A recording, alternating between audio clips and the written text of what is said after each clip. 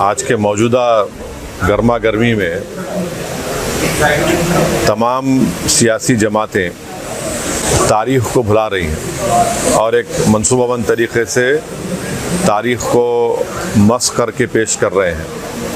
सच्चाई ये है कि 500 साल तक मुसलमान वहाँ पर उस मस्जिद में नमाज़ें अदा की और जब जीबी पंत वज़ीर आला या मुख्यमंत्री थे उस ज़माने में रात के अंधेरे में वहाँ पर मूर्तियाँ रखी गई।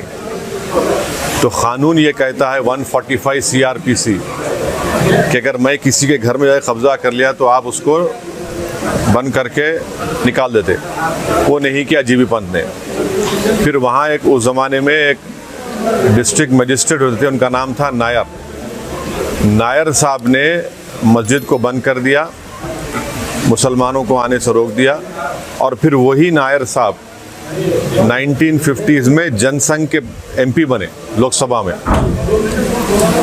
फिर ये सिलसिला चलता गया, मुसलमान तो महरूम हो गए इबादत से। 1986 में उस ज़माने में बग़ैर मुसलमानों को सुने एक 26 पेज का ऑर्डर कोर्ट ने दे दिया। उस ज़माने में कंप्यूटर नहीं था, 5-6 मिनट की सुनवाई में 26 पेज का ऑर्डर दे दिए। तो यानी पहले से टाइपशुदा ऑर्डर था। और जज साहब अपनी किताब में लिख रहे कि मैं ये फैसला इसलिए दिया क्योंकि मेरे को ऊपर से इशारा हुआ। और इशारा क्या हुआ? जज साहब अपनी किताब में लिख रहे कि मेरे घर की दीवार पर और कोर्ट की दीवार पर मैंने 2 दिन तक एक काले बंदर को बैठते हुए देखा। तो बूटा सिंह मस्जिद शिलान्यास कर दिए। फिर 6 दिसंबर को जो डिमोलिशन हुआ उसमें बीजेपी के पूरे लीडर, संघ परिवार के पूरे लीडर सुप्रीम कोर्ट को जाकर ये वादा किए कि हम बाबरी मस्जिद को हाथ नहीं लगाएंगे। वो डिमोलिशन हो गया। अब तक सुप्रीम कोर्ट वो कंटेम्प्ट पिटिशन हियर नहीं किया। फिर सुप्रीम कोर्ट में टाइटल सूट का जजमेंट आया और टाइटल सूट के जजमेंट में सुप्रीम कोर्ट ने कहा कि फेथ की बुनियाद पर हम वहाँ पर मंदिर के जो डिमांड कर उनको देंगे। तो हम मुसलमानों का झगड़ा जो ये था, ये टाइटल का झगड़ा था। हम वहाँ नहीं गए थे कि हमारे को यहाँ नहीं तो 5 एकड़ वहाँ दे दो। 5 एकड़ के लिए नहीं गए थे हम।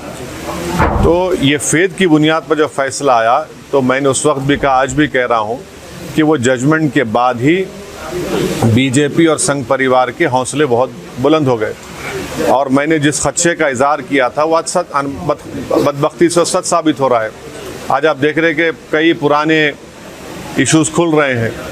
तो जैसा कि सुनिए, सुप्रीम कोर्ट का एक साबिका रिटायर्ड चीफ जस्टिस ने अंग्रेज़ी में कहा था कि supreme court is supreme but not infallible. तो आज हम वही देख रहे हैं। और अफसोस ये है कि कोई 6 दिसंबर की बात नहीं करता, कोई जीबी पंत की बात नहीं करता, कोई डिसेस की बात नहीं करता। और जब आप इन तमाम सियासी जमातों से पूछेंगे क्यों नहीं बात करते, तो बोलते अरे भूल जाओ ना भाई तुम लोग। मैं इन लोगों से पूछ रहा हूँ, तुम्हारी बाप की मौत को भूल सकते क्या? तुम तुम्हारी माँ की मौत को भूल सकते क्या? आप एक सिस्टमेटिक तरीक़े से इस मस्जिद को छीन लिए और कई इश्यूज पैदा हो गए। अब एक सिटिंग चीफ मिनिस्टर महाराष्ट्र का बोल रहा है कि हाजी मलंग दरगाह को मैं तब्दील कर दूंगा। सुनेरी मस्जिद दिल्ली का क्या किस्सा है बताइए आप। तो ये सब चीज़ें, ऊपर से मोदी ये चाहते हैं कि इससे मेजॉरिटी कम्युनिटी का वोट कंसोलिडेट हो जाए उनके लिए। और दूसरा उनका मकसद ये है कि भारत के मुसलमानों को उनकी हैसियत और उनका मुकाम दिखाना। वो तो बीजेपी तय कर चुकी है कि मार्जिनलाइज करना, पॉलिटिक्स से मुसलमान को मार्जिनलाइज कर चुके हैं। ऊपर से जो दूसरे पार्टीज़ हैं जो अपने आप को सेकुलर बोलते हैं, उन्होंने ये बोल रहे हैं कि हम हर ट्यूसडे को सूरजकांड पाठ और हनुमान चालीसा गवर्नमेंट स्कूल में पढ़ाएंगे। क्यों पढ़ाएंगे? गवर्नमेंट स्कूल तो गवर्नमेंट का है। गवर्नमेंट में पढ़ने वाले बच्चे हर मज़हब के मानने वाले थे, कोई मानता भी नहीं खुदा को। फिर ये सब जो चीज़ें हो रही है, ये क्या हो रहा है? इससे ये कोई सॉफ्ट हिंदुत्व नहीं है, ये एक्चुअल हिंदुत्व है। और फिर आज आप देख रहे कि सेंट्रल गवर्नमेंट ये बोल दिए कि 22 तारीख को आधे दिन की छुट्टी दे रहे। फिर क्यों बीजेपी रूल स्टेट्स मिलादुन्नबी के छुट्टी ख़त्म किए? एक दस्तूरी ओहदे पर एक शख्स फायज़ है, उन्होंने फ्राइडे के दिन लंच ब्रेक कम कर दिए। आज NCLT बोल रहा है कि 22 तारीख के दिन आधे दिन छुट्टी दे रहे। तो ये क्या हो रहा है? ये आप, इस मुल्क का कोई मजहब नहीं है, ये मुल्क का कोई मजहब नहीं है। ये मुल्क हर मजहब को मानता नहीं, खुदा को मानता। आप ये बीजेपी क्या कर रही है फिर? असद साहब, कहीं ना कहीं ऐसा लगता है कि ये अपनी सरकार होते हुए मनमर्जी कर रहे हैं। एक कानून में ऐसा कोई इख्तियारात है कि कोई प्रधानमंत्री इस तरह से अपनी मनमर्जी कर सकता है, कानून को तब्दील कर सकता है?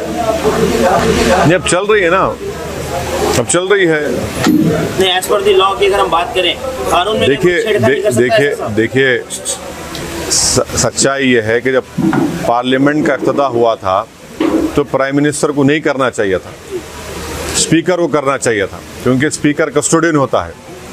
मगर प्राइम मिनिस्टर ऐसा है ना, हर चीज़ में वही दिखना चाहते। फिर इनॉग्रेशन भी उन्होंने कर लिए, स्पीकर साहब नहीं थे, अब ये भी वही करने वाले हैं।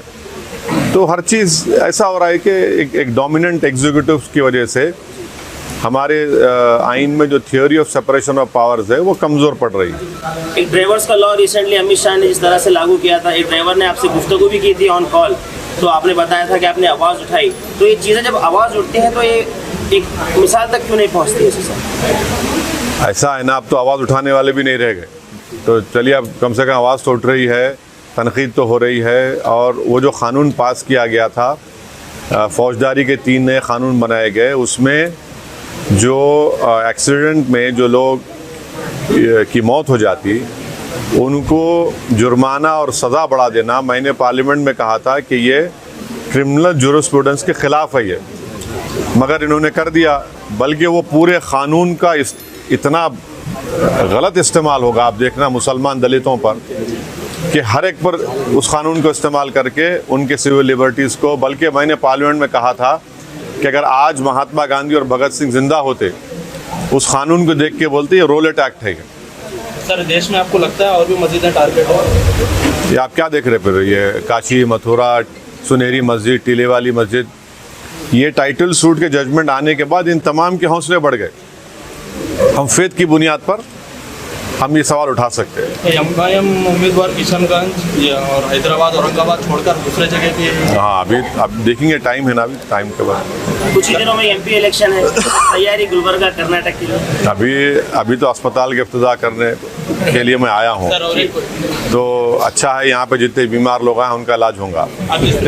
अब सियासी जो इलाज करना है वो भी बहुत वक्त है उसके लिए। जिसकी तारीफ करे थे जेडीएस साथ, बीजेपी के साथ अलायंस करे थे, वो 5 साल पुरानी बात कर रहे हैं आप ऐसे।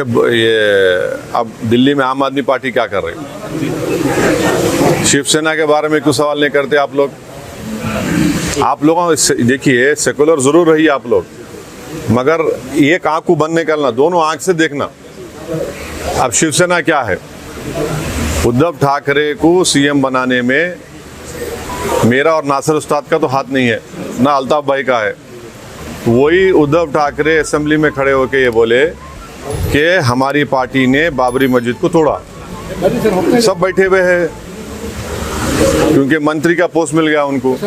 आज भी उन्होंने बोल रहे वो बात को, हम तोड़े बोल के। पर इतने बहादुर नहीं है लोग, बुज़दिल हैं लोग। जब ये बोल रहे हैं तो उनको, जब क्रिमिनल केस चल रहा था, जाके बोलना था कोर्ट के सामने, हम तोड़े, हम कबूल करते जुर्म को। ये कहीं ना कहीं उनकी आवाज़ बिठाते हैं ना, आवाज़ को दबा देते हैं अगर कोई आवाज़ उठाता है। वो मैं इनकी बात कर रहा हूँ, इन लोगों की बात कर रहा हूँ। तो ये चल रहा है। ये INDA भाजपा और बीजेपी को टक्कर दे सकेंगे? INDA को? हाँ, INDA भाजपा और इसको बीजेपी को टक्कर दे सकेंगे? देखिए, ये भारत की आवाम को आप अंडर एस्टिमेट मत करिए। जब भारत की आवाम इस बात को महसूस कर लेगी कि मैजिक शो चल रहा है, और मैजिक शो में ना नौकरी मिल रही, ना महंगाई कम हो रही, ना चीन हमारी ज़मीन छोड़ के जा रहा। मैजिक शो में मैजिशियन क्या कर रहे? वो ऐसा टोपी में से खरगोश निकाल रहे, खरगोश में से एक फूल निकाल रहे, फूल में से एक फुलझड़ी निकाल रहे। पब्लिक उसी में खुश है। तो एक ना एक दिन ये मैजिक शो ख़त्म होता। स्कूल में मैजिक शो देखे ना आप लोग, मैजिक शो ख़त्म हुआ था, उसके बाद क्या होता, सब जने क्लासरूम चले आते। तो अभी मैजिक शो चल रहा। अच्छा साहब, चलते मियाँ भाई के लिए कुछ मैसेज अपने मियाँ भाइयों के लिए? नहीं भाई, आप लोग मस्जिदों को आबाद रखिए, क्योंकि कुरान में अल्लाह मुसलमानों से कह रहा है कि जो लोग अल्लाह पर और आखिरत पर ईमान रखते हैं वो मस्जिदों को आबाद रखें और किसी से नहीं डरना, मस्जिद को आबाद रखिए, आपका बहुत सा बड़ा काम हो जाएंगे इंशाअल्लाह।